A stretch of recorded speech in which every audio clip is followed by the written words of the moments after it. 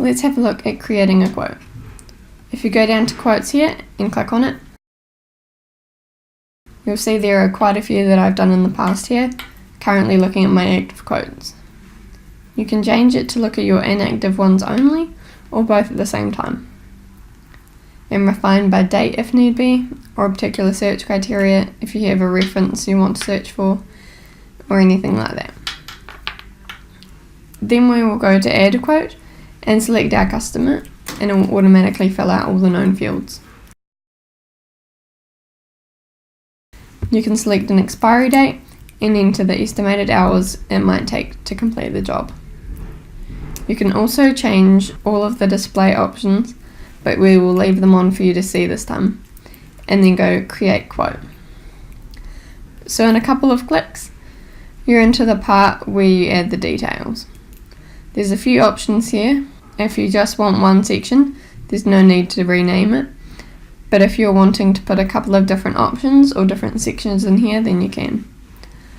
I'll go option 1 so I can show you how it will look.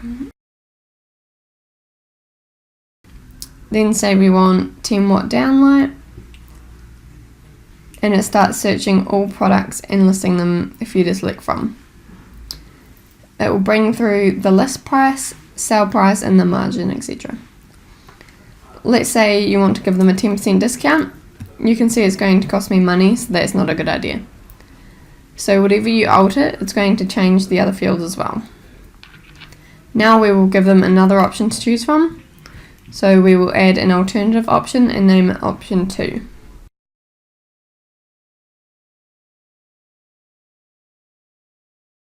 And again, we want a 10 watt downlight, but brushed chrome this time maybe.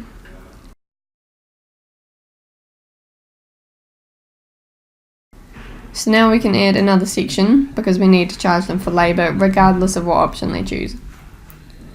So we can click on the add section button and name it labour. Go add line and type in labour and apprentice for 1 hour. You'll see the cost price of apprentice, which I pay them per hours, is $20 and we charge out at $40. So here you can see that the margin is 50% and $20 I'm making out of it. But let's say we want to give them a 10% discount. This will alter the margin, sale price and the dollar figure I'm making out of it. Then you can check over all that information. Maybe you want to put a description in, so you go add line and select the drop down text instead. This is where you would describe the job.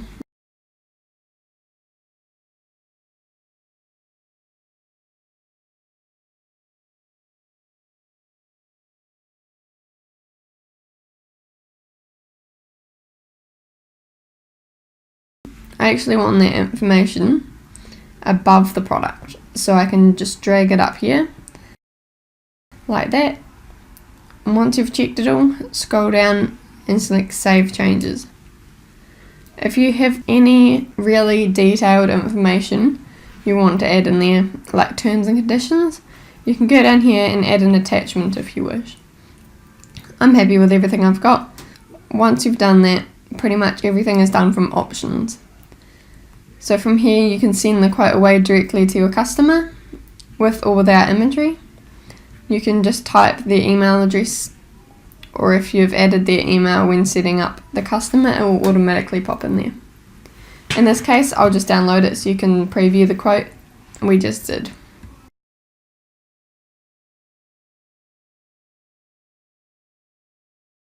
So you'll see it's a nice professional looking quote with your logo and information there, nicely set out with your option 1 and 2, the pricing details and your labour costs, and then the images at the bottom. This will give you a really good competitive edge out there to be able to really clearly and precisely give all the information to your customer in a very simple form. If you have any problems, concerns or questions at any stage, use the chat button and one of us will be able to help you.